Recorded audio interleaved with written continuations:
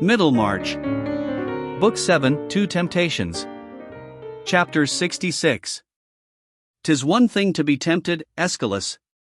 Another thing to fall. Measure for measure. Lydgate certainly had good reason to reflect on the service his practice did him in counteracting his personal cares.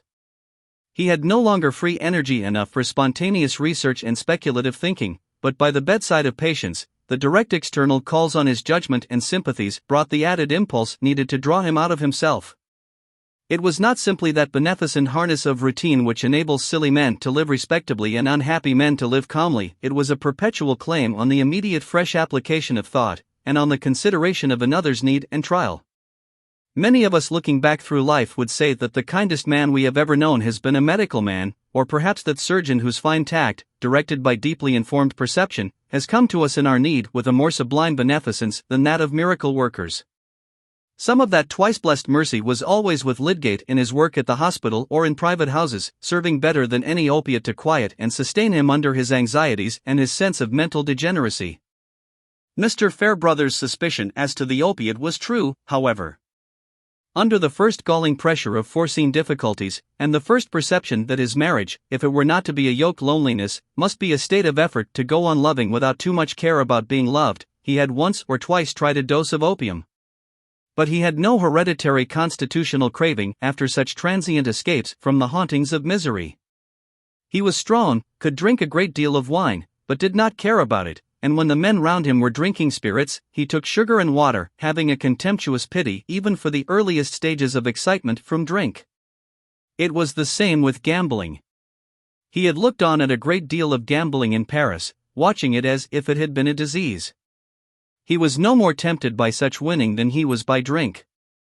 He had said to himself that the only winning he cared for must be attained by a conscious process of high, difficult combination tending towards a beneficent result. The power he longed for could not be represented by agitated fingers clutching a heap of coin, or by the half-barbarous, half-idiotic triumph in the eyes of a man who sweeps within his arms the ventures of 20 chapfallen companions. But just as he had tried opium, so his thought now began to turn upon gambling, not with appetite for its excitement, but with a sort of wistful inward gaze after that easy way of getting money, which implied no asking and brought no responsibility. If he had been in London or Paris at that time, it is probable that such thoughts, seconded by opportunity, would have taken him into a gambling house, no longer to watch the gamblers, but to watch with them in kindred eagerness. Repugnance would have been surmounted by the immense need to win, if chance would be kind enough to let him. An incident which happened not very long after that airy notion of getting aid from his uncle had been excluded, was a strong sign of the effect that might have followed any extant opportunity of gambling. The billiard room at the Green Dragon was the constant resort of a certain set, most of whom, like our acquaintance Mr. Bambridge, were regarded as men of pleasure. It was here that poor Fred Vincey had made part of his memorable debt, having lost money in betting, and been obliged to borrow of that gay companion. It was generally known in Middlemarch that a good deal of money was lost and won in this way, and the consequent repute of the Green Dragon as a place of dissipation naturally heightened in some quarters the temptation to go there. Probably its regular visitants, like the initiates of Freemasonry, wished that there were something a little more tremendous to keep to themselves concerning it, but they were not a closed community, and many decent seniors as well as juniors occasionally turned into the billiard room to see what was going on. Lydgate, who had the muscular aptitude for billiards, and was fond of the game, had once or twice in the early days after his arrival in Middlemarch taken his turn with the cue at the Green Dragon, but afterwards he had no leisure for the game, and no inclination for the socialities there. One evening, however, he had occasion to seek Mr. Bambridge at that resort. The horse-dealer had engaged to get him a customer for his remaining good horse, for which Lydgate had determined to substitute a cheap hack, hoping by this reduction of style to get perhaps £20, and he cared now, for every small sum, as a help towards feeding the patience of his tradesmen. To run up to the billiard-room, as he was passing, would save time. Mr. Bambridge was not yet come, but would be sure to arrive by and by, said his friend Mr. Horrocks, and Lydgate stayed, playing a game for the sake of passing the time. That evening he had the peculiar light in the eyes and the unusual vivacity which had been once noticed in him by Mr. Fairbrother. The exceptional fact of his presence was much noticed in the room, where there was a good deal of Middlemarch company, and several lookers-on, as well as some of the players, were betting with animation. Lydgate was playing well, and felt confident, the bets were dropping round him, and with a swift glancing thought of the probable gain which might double the sum he was saving from his horse, he began to bet on his own play, and won again and again. Mr. Bambridge had come in, but Lydgate did not notice him. He was not only excited with his play, but visions were gleaming on him of going the next day to Brassing, where there was gambling on a grander scale to be had, and where, by one powerful snatch at the devil's bait, he might carry it off without the hook, and by his rescue from his daily solicitings. He was still winning when two new visitors entered. One of them was a young Hawley, just come from his law studies in town, and the other was Fred Vincey, who had spent several evenings of late at this old haunt of his. Young Hawley, an accomplished billiard player, brought a cool fresh hand to the cue. But Fred Vincey, startled at seeing Lydgate, and astonished to see him betting with an excited air, stood aside, and kept out of the circle round the table. Fred had been rewarding resolution by a little laxity of late. He had been working heartily for 6 months at all outdoor occupations under Mr. Garth, and by dint of severe practice had nearly mastered the defects of his handwriting, this practice being, perhaps, a little the less severe that it was often carried on in the evening at Mr. Garth's under the eyes of Mary. But the last fortnight Mary had been staying at Lowick Parsonage with the ladies there, during Mr. Fairbrother's residence in Middlemarch, where he was carrying out some parochial plans, and Fred, not seeing anything more agreeable to do, had turned into the Green Dragon, partly to play at billiards, partly to taste the old flavor of discourse about horses, sport, and things in general, considered from a point of view which was not strenuously correct. He had not been out hunting once this season, had had no horse of his own to ride, and had gone from place to place chiefly with Mr. Garth in his gig, or on the sober cob which Mr. Garth could lend him. It was a little too bad, Fred began to think, that he should be kept in the traces with more severity than if he had been a clergyman. "I will tell you what, Mistress Mary, it will be rather harder work to learn surveying and drawing plans than it would have been to write sermons," he had said, wishing her to appreciate what he went through for her sake, and as to Hercules and Theseus, they were nothing to me.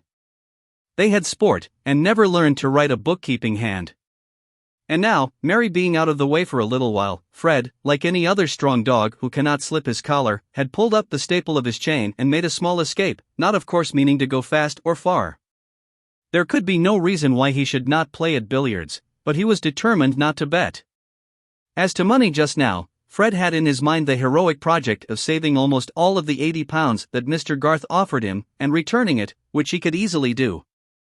By giving up all futile money spending, since he had a superfluous stock of clothes, and no expense in his board. In that way he could, in 1 year, go a good way towards repaying the £90 of which he had deprived Mrs. Garth, unhappily at a time when she needed that sum more than she did now. Nevertheless, it must be acknowledged that on this evening, which was the 5th of his recent visits to the billiard room, Fred had, not in his pocket, but in his mind, the £10 which he meant to reserve for himself from his half-year's salary, having before him the pleasure of carrying 30 to Mrs. Garth when Mary was likely to be come home again. He had those £10 in his mind as a fund from which he might risk something, if there were a chance of a good bet. Why? Well, when sovereigns were flying about, why shouldn't he catch a few? He would never go far along that road again, but a man likes to assure himself, and men of pleasure generally, what he could do in the way of mischief if he chose, and that if he abstains from making himself ill, or beggaring himself, or talking with the utmost looseness which the narrow limits of human capacity will allow, it is not because he is a spoony. Fred did not enter into formal reasons, which are a very artificial, inexact way of representing the tingling returns of old habit, and the caprices of young blood, but there was lurking in him a prophetic sense that evening, that when he began to play he should also begin to bet, that he should enjoy some punch drinking, and in general prepare himself for feeling rather seedy in the morning. It is in such indefinable movements that action often begins. But the last thing likely to have entered Fred's expectation was that he should see his brother-in-law Lydgate, of whom he had never quite dropped the old opinion that he was a prig, and tremendously conscious of his superiority, looking excited and betting, just as he himself might have done. Fred felt a shock greater than he could quite account for by the vague knowledge that Lydgate was in debt, and that his father had refused to help him, and his own inclination to enter into the play was suddenly checked. It was a strange reversal of attitudes. Fred's blond face and blue eyes, usually bright and careless, ready to give attention to anything that held out a promise of amusement, looking involuntarily grave and almost embarrassed as if by the sight of something unfitting, while Lydgate, who had habitually an air of self-possessed strength, and a certain meditativeness that seemed to lie behind his most observant attention, was acting, watching, speaking with that excited narrow consciousness which Reminds one of an animal with fierce eyes and retractile claws. Lydgate, by betting on his own strokes, had won £16, but young Hawley's arrival had changed the poise of things. He made first-rate strokes himself, and began to bet against Lydgate's strokes, the strain of whose nerves was thus changed from simple confidence in his own movements to defying another person's doubt in them. The defiance was more exciting than the confidence, but it was less sure. He continued to bet on his own play, but began often to fail. Still he went on, for his mind was as utterly narrowed into that precipitous crevice of play as if he had been the most ignorant lounger there. Fred observed that Lydgate was losing fast, and found himself in the new situation of puzzling his brains to think of some device by which, without being offensive, he could withdraw Lydgate's attention, and perhaps suggest to him a reason for quitting the room. He saw that others were observing Lydgate's strange unlikeness to himself, and it occurred to him that merely to touch his elbow and call him aside for a moment might rouse him from his absorption. He could think of nothing cleverer than the daring improbability of saying that he wanted to see Rosie, and wished to know if she were at home this evening, and he was going desperately to carry out this weak device, when a waiter came up to him with a message, saying that Mr. Fairbrother was below, and begged to speak with him. Fred was surprised, not quite comfortably, but sending word that he would be down immediately, he went with a new impulse up to Lydgate, said, "Can I speak to you a moment?" and drew him aside. "Fairbrother has just sent up a message to say that he wants to speak to me. He is below. I thought you might like to know he was there, if you had anything to say to him." Fred had simply snatched up this pretext for speaking, because he could not say, "You are losing confoundedly, and are making everybody stare at you, you had better come away." But inspiration could hardly have served him better. Lydgate had not before seen that Fred was present, and his sudden appearance with an announcement of Mr. Fairbrother had the effect of a sharp concussion. "No, no," said Lydgate, "I have nothing particular to say to him. But, the game is up, I must be going, I came in just to see Bambridge." "Bambridge is over there, but he is making a row, I don't think he's ready for business. Come down with me to Fairbrother. I expect he is going to blow me up, and you will shield me," said Fred, with some adroitness. Lydgate felt shame, but could not bear to act as if he felt it, by refusing to see Mr. Fairbrother, and he went down. They merely shook hands, however, and spoke of the frost, and when all three had turned into the street, the vicar seemed quite willing to say goodbye to Lydgate. His present purpose was clearly to talk with Fred alone, and he said, "Kindly, I disturbed you, young gentleman, because I have some pressing business with you. Walk with me to St. Botolph's, will you?" It was a fine night, the sky thick with stars, and Mr. Fairbrother proposed that they should make a circuit to the old church by the London road. The next thing he said was, "I thought Lydgate never went to the Green Dragon." "So did I," said Fred. "But he said that he went to see Bambridge." "He was not playing, then?" Fred had not meant to tell this, but he was obliged now to say, "Yes, he was. But I suppose it was an accidental thing. I have never seen him there before." "You have been going often yourself, then, lately?" "Oh, about 5 or 6 times. I think you had some good reason for giving up the habit of going there?" "Yes." "You know all about it," said Fred, not liking to be catechized in this way. "I made a clean breast to you. I suppose that gives me a warrant to speak about the matter now.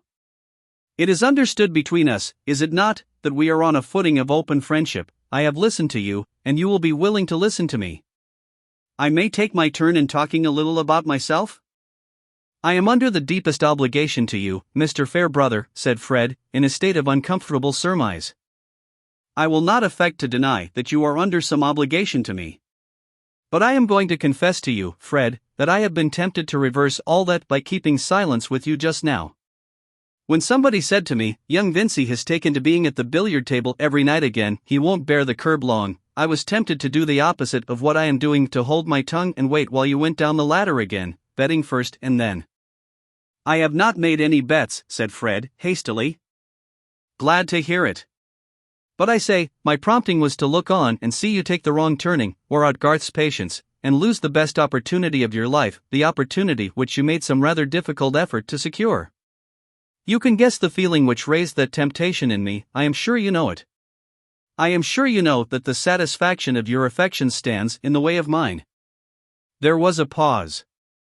Mr. Fairbrother seemed to wait for a recognition of the fact, and the emotion perceptible in the tones of his fine voice gave solemnity to his words. But no feeling could quell Fred's alarm. "I could not be expected to give her up," he said, after a moment's hesitation. "It was not a case for any pretense of generosity. Clearly not, when her affection met yours. But relations of this sort, even when they are of long standing, are always liable to change. I can easily conceive that you might act in a way to loosen the tie she feels towards you. It must be remembered that she is only conditionally bound to you, and that in that case, another man, who may flatter himself that he has a hold on her regard, might succeed in winning that firm place in her love as well as respect which you had let slip." "I can easily conceive such a result," repeated Mr. Fairbrother, emphatically. "There is a companionship of ready sympathy, which might get the advantage even over the longest associations." It seemed to Fred that if Mr. Fairbrother had had a beak and talons instead of his very capable tongue, his mode of attack could hardly be more cruel. He had a horrible conviction that behind all this hypothetic statement there was a knowledge of some actual change in Mary's feeling. "Of course I know it might easily be all up with me," he said, in a troubled voice. "If she is beginning to compare," he broke off, not liking to betray all he felt, and then said, by the help of a little bitterness, "But I thought you were friendly to me." "So I am, that is why we are here. But I have had a strong disposition to be otherwise. I have said to myself, if there is a likelihood of that youngster doing himself harm, why should you interfere? Aren't you worth as much as he is, and don't your 16 years over and above his, in which you have gone rather hungry, give you more right to satisfaction than he has? If there's a chance of his going to the dogs, let him. Perhaps you could know how hinder it, and do you take the benefit?" There was a pause, in which Fred was seized by a most uncomfortable chill. What was coming next? He dreaded to hear that something had been said to Mary. He felt as if he were listening to a threat rather than a warning. When the vicar began again, there was a change in his tone like the encouraging transition to a major key. "But I had once meant better than that, and I am come back to my old intention. I thought that I could hardly secure myself in it better, Fred, than by telling you just what had gone on in me. And now, do you understand me? I want you to make the happiness of her life and your own, and if there is any chance that a word of warning from me may turn aside any risk to the contrary, well, I have uttered it." There was a drop in the vicar's voice when he spoke the last words. He paused. They were standing on a patch of green where the road diverged towards St. Botolph's, and he put out his hand, as if to imply that the conversation was closed. Fred was moved quite newly. Someone highly susceptible to the contemplation of a fine act has said that it produces a sort of regenerating shudder through the frame, and makes one feel ready to begin a new life. A good degree of that effect was just then present in Fred Vincy. "I will try to be worthy," he said, breaking off before he could say, "of you as well as of her." And meanwhile Mr. Fairbrother had gathered the impulse to say something more. "You must not imagine that I believe there is at present any decline in her preference of you, Fred. Set your heart at rest, that if you keep right, other things will keep right." "I shall never forget what you have done," Fred answered. "I can't say anything that seems worth saying, only I will try that your goodness shall not be thrown away." "That's enough. Goodbye, and God bless you." In that way they parted. But both of them walked about a long while before they went out of the starlight. Much of Fred's rumination might be summed up in the words, "It certainly would have been a fine thing for her to marry Fairbrother, but if she loves me best and I am a good husband?" Perhaps Mr. Fairbrother's might be concentrated into a single shrug and one little speech. To think of the part one little woman can play in the life of a man, so that to renounce her may be a very good imitation of heroism, and to win her may be a discipline.